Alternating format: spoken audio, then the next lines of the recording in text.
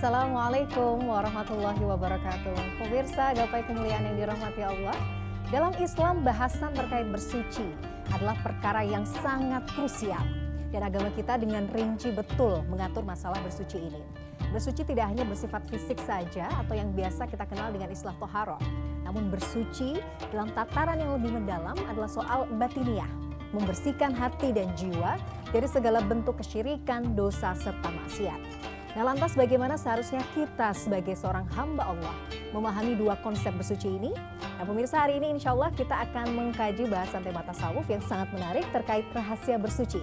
Seperti biasa, saya tidak sendirian, sudah hadir di studio, ada ayahanda dan gurunda kita semua. Kita sambut Kiai Haji Haris Hakam. Assalamualaikum Pak Kiai. Waalaikumsalam warahmatullahi wabarakatuh. Apa kabar Pak Kiai? Sehat walafiat. Alhamdulillah. Kelihatannya seger nih pulang dari Mekah. Oh, Masya Allah, berkat doa dari Pak Kiai juga, Masya Allah. Umrah mabrurah. Amin, amin ya Rabbal Alamin. Semoga juga para pemirsa nanti ada kesempatan ya. Allah Amin, mudahkan ya Allah. perjalanannya ke tanah suci. Maqasidahum. Amin, amin, amin. Ini berkat doa dari Pak Kiai, Masya Allah.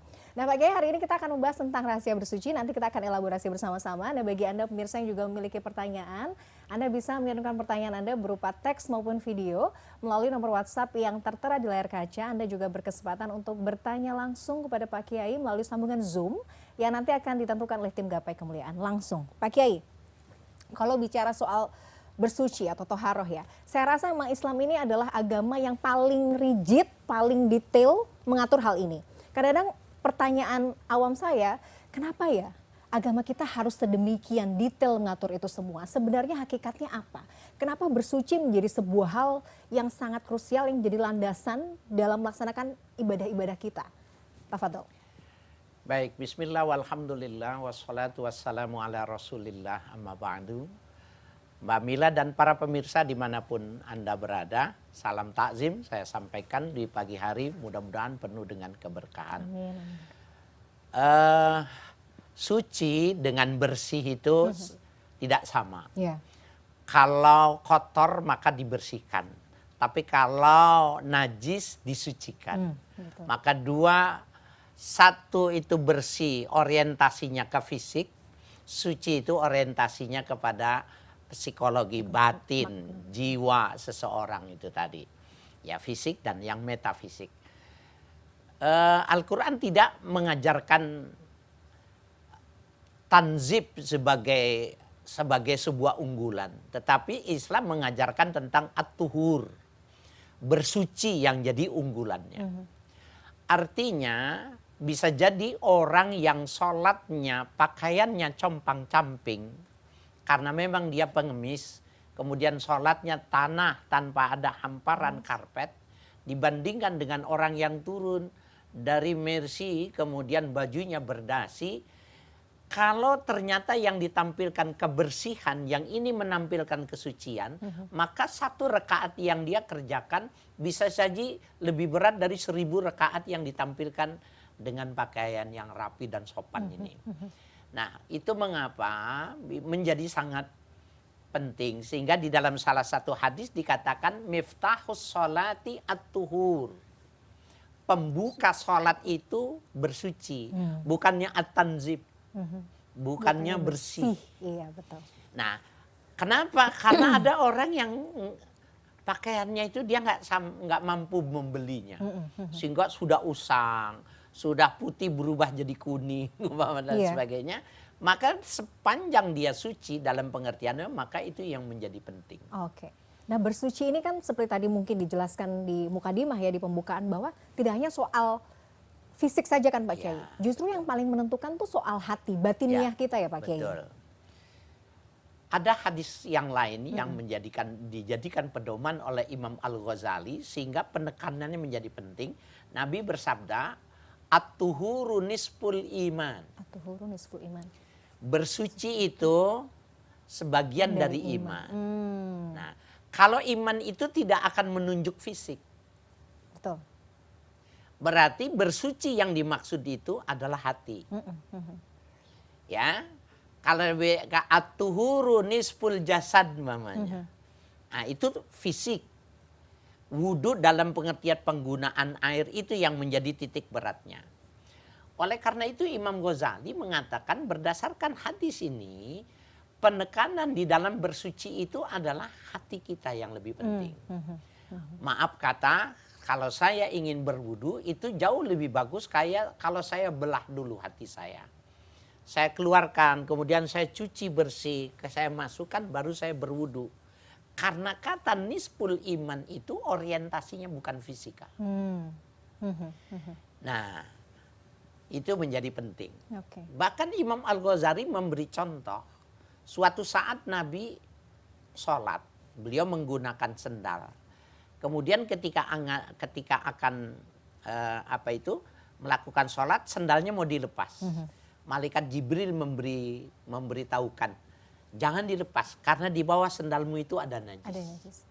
Maka Rasulullah sholatnya itu menggunakan sendal di atas sendal. Sahabat-sahabat yang lain mau melepaskan sendal. Rasul mengatakan, lima khala'tumun ni'al. Kalian kenapa melepas sendal kalian? Nah, maksudnya di bawah sandal ada najis. Nabi di atas sandal. Itu lebih bagus ketimbang tidak di atas sandal tetapi kondisinya di situ banyak najis. Nah, ini menggambarkan ya bahwa sebenarnya yang penting itu bukan tampilan secara fisik. Itu mengapa pentingnya untuk kita bersuci. Ya, kalau cuma sekedar bersuci, maaf, bersuci dalam pengertian berwudu, membasuh muka, tangan, rambut, telinga, dua kaki, maka sebenarnya pekerjaan yang mudah kita menanamkan kepada anak kita. Tapi kalau kita mengajarkan hatinya kebersihan, maka prosesnya dengan panjang. proses yang panjang dan pemahaman yang utuh. Oke, jadi kalau kita bicara bersuci, sebenarnya ada tingkatannya dong berarti? Iya, betul. Iya ya Pak Kiai. Insya Allah. Jadi tingkatan-tingkatan itu dari yang paling dasar sampai yang paling bisa dikatakan levelnya, makomnya paling tinggi itu apa Pak Kiai? Nah, di dalam penjelasannya Imam Al-Ghazali mengatakan ada 4 level. Ada 4 tingkatan. Yang pertama, tathhiru zahiril anil ahdas. Orang yang membersihkan tubuhnya itu dari kotoran, dari najis. Itu adalah level pertama. Jadi secara fisik ya? Ya, yang kedua itu tathhirul jawarih anil jaraim wal atham. Orang yang sudah lagi memperhatikan itu bagaimana dia membersihkan dari kejahatan dan dosa. Menjaga diri ya? Menjaga diri. Jadi sudah bukan cuma fisiknya saja, tetapi bagaimana ruang gerak, pandangan, sikap dari nuraninya sudah disucikan sama dia. Yang ketiga, tathhirul qalbi anil akhlaqil madhmumah. Orang yang membersihkan hati dari akhlak-akhlak yang tidak bagus, akhlak yang jelek. Bagaimana membersihkan hati itu? Ketika melihat seseorang ya yang tadinya miskin kok dia ternyata kok lebih cepat. Ya, rumahnya lebih bagus. Kenapa lebih cepat mobilnya diganti? Maka pada saat itu kalau orang yang tidak sehat, yang tidak bersih, maka tuduhannya akan banyak. Tetapi bagi orang yang diajarkan dengan berwudu untuk bersuci diri, maka sebenarnya pada saat itu dia langsung berwudu. Dia saat itu dia bersihkan. Maka dia akan mengatakan, ya yabsutur rizqa liman yasha. Allah akan memberikan, meluaskan bagi orang yang dikehendaki. Ya, wa yabsutur rizqa liman yasha. Allah akan memperluas, tetapi juga pada sisi lain ada orang yang ditahannya. Nah, itu namanya cara bersuci dalam pengertian membersihkan hati. Nah, yang keempat, tathhiru sirri an siwallah. Orang yang membersihkan segala sesuatu di dalam hatinya selain Allah. Jadi memang hatinya itu fokusnya kepada Allah. Kan kalau tadi yang ketiga itu orang yang membersihkan hati. Tapi masih melihat orang. Masih melihat kebaikan. Masih ada keinginan.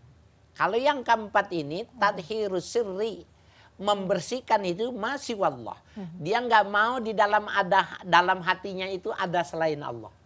Oh, Masya Allah. Level ini yang butuh perjuangan ya Pak. Jadi kalau dibuka gitu, dadanya dibuka. Ya Allah. Tulisan hanya Allah saja. Kalau kita kan kalau dibuka kan ada rumah, ada perusahaan, Kredit cicilan. ada kredit cicilan banyak benar.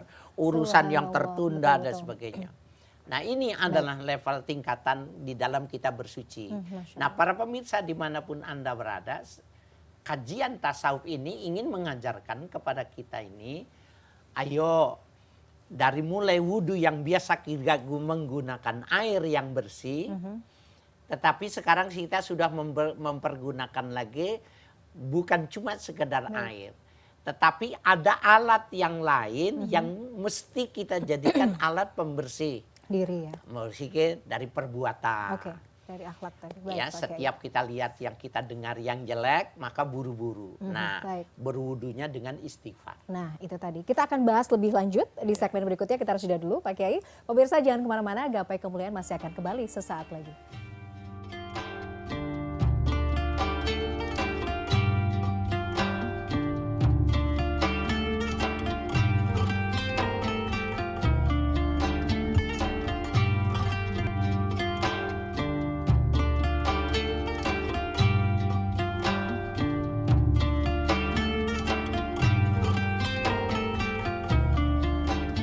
Pemirsa, terima kasih Anda masih menyaksikan Gapai Kemuliaan dalam episode Rahasia Bersuci. Pak Kiai, menyambung tadi yang disampaikan di segmen pertama, kan ada 4 level nih tingkatan. Dari yang mulai bersuci untuk tataran lahiriahnya saja, sampai kemudian di hati itu tidak ada yang lain kecuali Allah.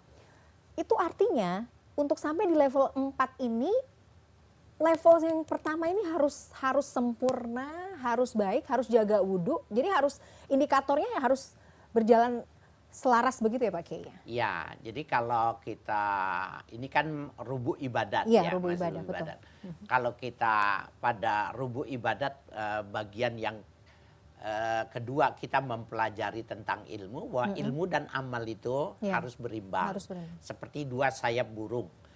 Nah,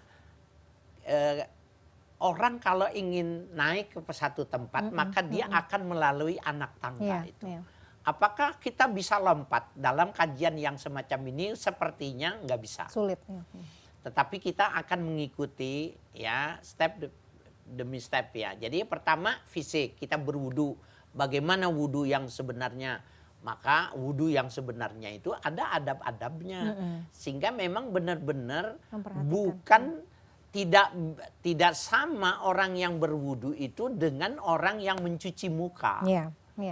Ya, tidak sama dengan orang cuci tangan dan cuci kaki gitu lah. Kadang-kadang soalnya kalau kita tuh ya Pak Kiai, wudhu mau sholat nih wudhu, ya udah yang penting semacam sekedar terpenuhi saja, menggugurkan kewajiban saja. Padahal dalam setiap mungkin gerakannya itu tuh hikmahnya, kemudian ada banyak kebaikan dan kemuliaan sebenarnya. Bahkan di kalangan orang-orang sufi itu, mereka kalau mau berwudu itu ya taghayyara launuh, mukanya itu sudah berubah. Oh, Masya Allah. Mau berwudu itu mukanya sudah berubah, sudah merah, sudah pucat gitu. Ketika ditanya, kenapa kau begitu? Dia bilang, inilah pintu masuknya sholat di mana aku akan berhadapan dengan Allah. Jadi karena dia mau masuk pintu itu, maka dia sudah takut lebih dahuluan. Dari lantaran kecilnya, kotornya, jeleknya, berhadapan dengan yang maha suci, yang maha agung.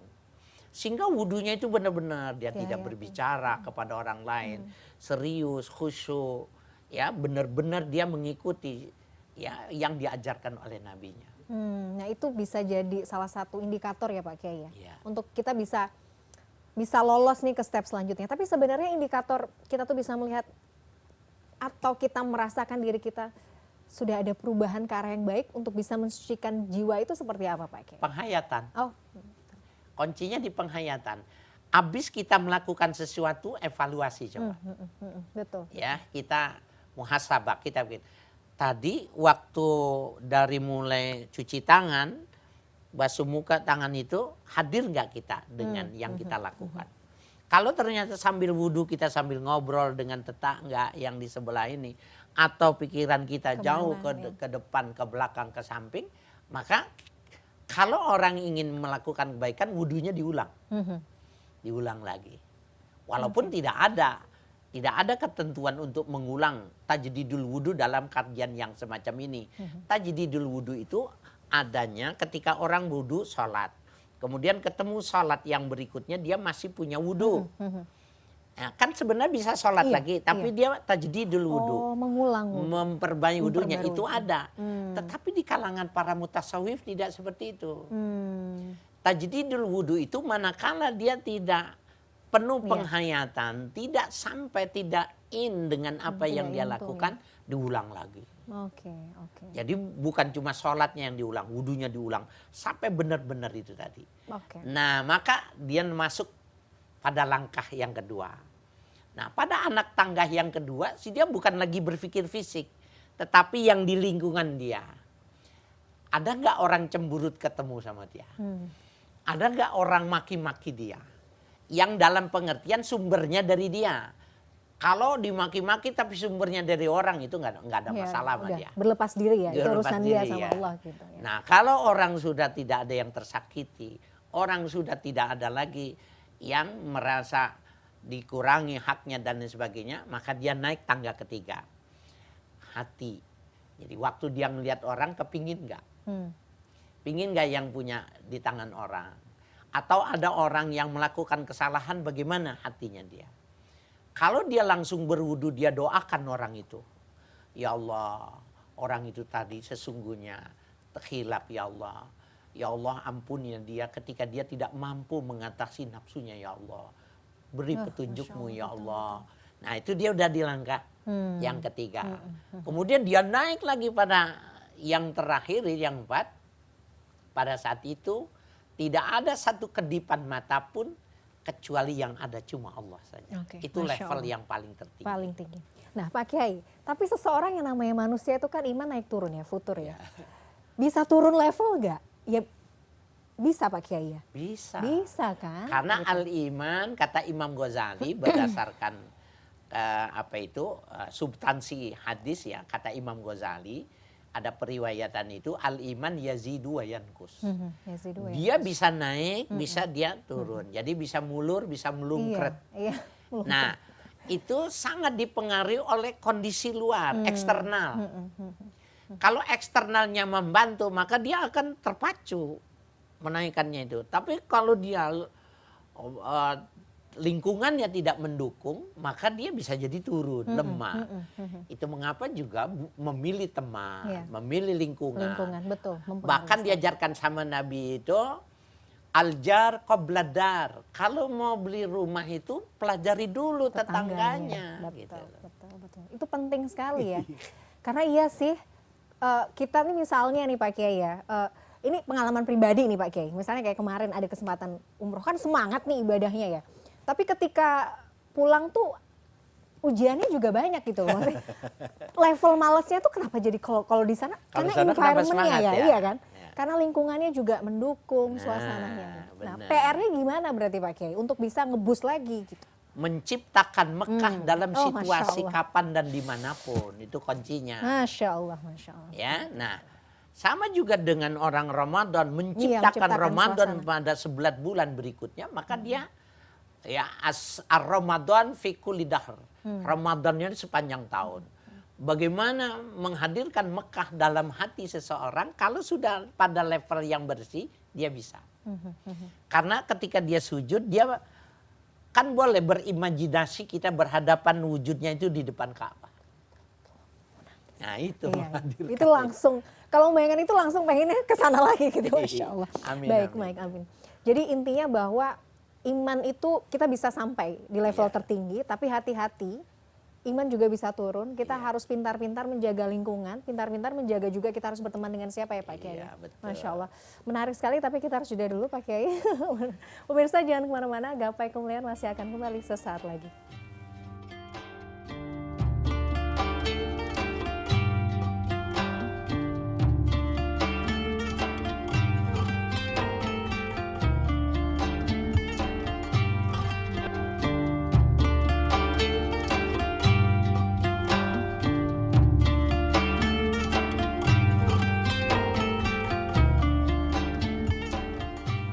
Pemirsa, terima kasih Anda masih menyaksikan Gapai Kemuliaan dalam episode Rahasia Bersuci.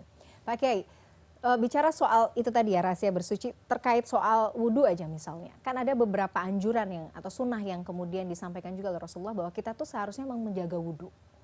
Sebenarnya hakikat kita untuk menjaga wudhu itu juga sebagai pertahanan diri supaya hati kita juga bisa tetap bersih nggak sih Pak Kiai?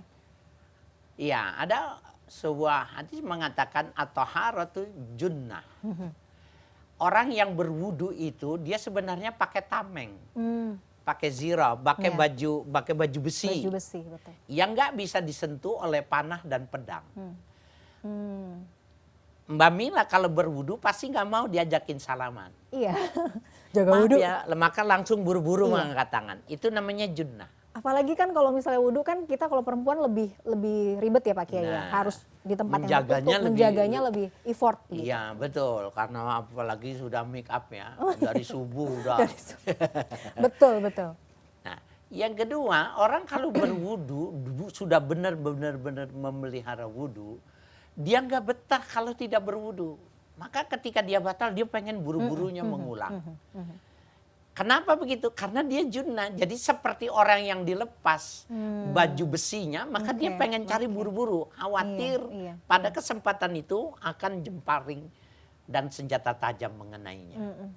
Nah, yang ketiga keberkahannya itu, orang yang berwudu itu keberkahannya daf'ul bala. Dia bisa menghindarkan bencana. Baik bencana fisik, Fisik. bencana yang rohaninya dia bisa cegah. Oke. Kalau orang yang benar-benar menjaga wudunya itu. Sampai-sampai para mutasawwifin mengatakan keberkahan wudu kalau dia berwudu terus.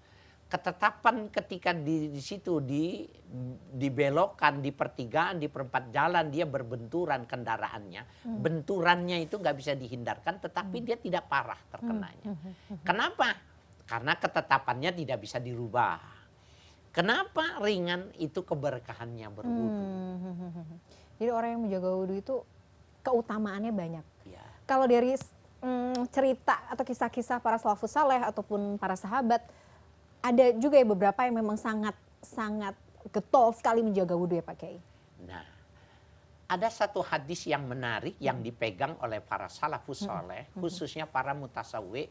Dia mengatakan awalul bid'ah ba'da Rasul sallallahu alaihi wasallam arba'ah. Ada 4 hal setelah wafatnya Allah itu mereka sudah melakukan penyimpangan. Nah, yang pertama dia katakan al-manakhil. Al-manakhil. Manakhil itu menyaring gandum. Jadi Nabi itu kalau beli gandum, dulu kita tahun 70-an, Mbak Mila. Belum. Ya, tahun 70-an Belum ada. itu kalau beli beras itu sama ibu kita, nenek kita itu dibuangin kotorannya.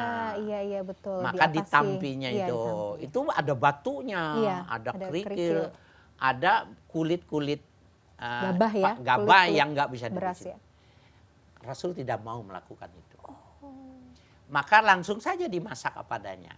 Ketika Rasul Rasulullah sudah meninggal, Wafatnya. orang manahil, semua dibersihkan. Maknanya apa? Makannya pinginnya nikmat. Makannya pengennya itu mulus. Ya. Yang kedua wal ashnan. Ashnan itu orang habis makan itu cuci tangan. Iya. Nabi itu tidak cuci tangan. Tidak cuci tangan. Ya, jadi setelah makan itu maka dia mengolom. sunnahnya. Iya. Ya. Setelah membersihkan digolong, dengan ini. ya bahkan kalau seandainya ada lemak maka tanah itu yang dipegangnya dicakai untuk bersihkan. Masya Allah. Kenapa tidak mencucinya? Tidak mencucinya dengan air. Karena ini kotor maksudnya Nabi. Tapi ini tidak najis. Oh, oke, betul. Ya, betul. Bukan ini najis yang harus disucikan, ya. kotor, tapi ini bukan najis. Wal mawaid. Yang ketiga, orang makannya itu disaji di atas meja. Nah, itu di zaman Nabi tidak bawa. Kenapa? Makan di bawah itu adalah sebuah ajaran bagaimana ketika kita makan itu jangan kepalanya nggak boleh nunduk. Jadi makan tuh nggak boleh begini, tapi makanannya yang dihantarkan ke sini. Yang didekatkan dengan mulut. Ya, Masya Allah. Betul. menundukkan sesuatu kepada yang sifatnya makhluk itu bagian sesuatu yang tidak bagus secara rohani. Paham. Jadi makannya gini. Jadi filosofinya. Ya. Betul. Seperti ini. Nah, yang keempat yang dibilang terjadi perubahan setelah wafatnya Nabi itu as-sab'u, kenyang. Kenyang. Lebih cepat kenyang atau Kenyang, bukan. atau kita mencari kenyang. Orang makannya sampai kenyang. Iya, mencari kenyang ya, sampai kenyang ya, betul. Padahal kekuatan bersuci itu pada lapar. Kenapa orang ini ketika tersinggung marah? Kenapa orang ini ketika tersinggung itu dia mau membalas? Bahkan balasannya lebih kejam karena dia kuat. Tapi kalau orang lapar, maka dia ketika disakiti yang dia ingat Tuhannya. Dia mengatakan ya Allah. Bukan mengatakan nanti ya. Gitu. Oke. Nah, tapi bukan berarti makan sampai kenyang nggak boleh kan, Pak Kiai? makruh. Oh, makruh ya. Makruh. Iya sih. Karena kalau sampai apalagi Hukumnya kekenyangannya halal. Oke. Kenyang itu hukumnya ini halal. Oke. Menambah makruh. Hmm. Ya, dianggapnya berlebih-lebihan. Tetapi kalau mau mencari nilai kesucian, kebersihan batin, keberkahan. Iya, betul. menaikkan level pada level itu nggak bisa kalau perutnya Oke. kenyang terus. Betul. Pak Kiai juga sempat menjelaskan dulu di beberapa episode yang lalu ya bahwa makan itu kalau Rasulullah ya itu hanya sekedar untuk menegakkan tulang punggung. Iya. Iya kan. Jadi makan itu sekedar yang penting perut terisi. Kalau kekenyangan malah nggak bisa ibadah ya Pak Kiai. Ya, berat. Berat betul. Ngantuk yang ada ya. Nggak bisa. Kuatnya cuma 2 rakaat. Kuatnya cuma sisanya ngantuk. Iya. Oke, jadi artinya itu tadi ya, ada hal-hal yang setelah Rasulullah SAW wafat, Itu yang pertama kali terjadi. Oke. Dulu cuci, tampilannya menarik, estetis, Itu sebenarnya berarti sekarang itu PR kita bersama sebenarnya, harus menghidupkan hal-hal yang mungkin itu tadi ya Pak Kiai, sederhana. Yang sederhana gitu. Iya, bazazah, sederhana. Oke. Itulah yang kemudian juga bisa berpengaruh kepada kesucian tidak hanya lahir tapi batin. Tapi Pak Kiai, sebagai penutup ini kita sudah di segmen terakhir. Apa yang perlu kita perhatikan betul ya terkait dua konsep bersuci, lahiriah dan batiniah, supaya kita tetap bisa, kalaupun namanya iman itu turun, kita cepat lagi kembalinya, kita memperbarui hati kita lagi. Seperti apa? Iya. Para mutasawwifin mengatakan, Imam Ghazali menukil pendapat para sufi mengatakan atuhuru nisful amal. Kalau Nabi bilang nasul iman, mereka menginterpretasikan lebih luas bahwa atuhuru nisful amal. Bersuci itu setengahnya dari beribadah. Setengahnya dari ibadah, 50%. Yang 50% itu ikutin aturan. Tetapi orang yang bersucinya sudah bagus, sudah 50%. Jadi untuk lulus, hanya menaikkan 0,1 sudah naik lulus dia. Ya, setengah plus 1 itu sudah lulus. Nah, jadi betapa pentingnya 50 yang pertama ketimbang 50 yang kedua. Oke. Karena itu itu adanya di wudu.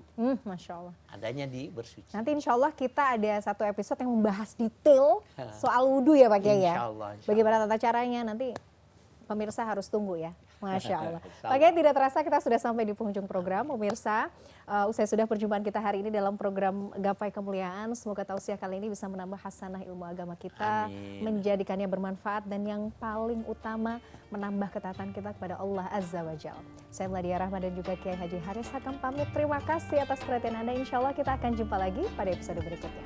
Wabillahi taufik wal hidayah. Wassalamualaikum warahmatullahi wabarakatuh. Waalaikumsalam warahmatullahi wabarakatuh.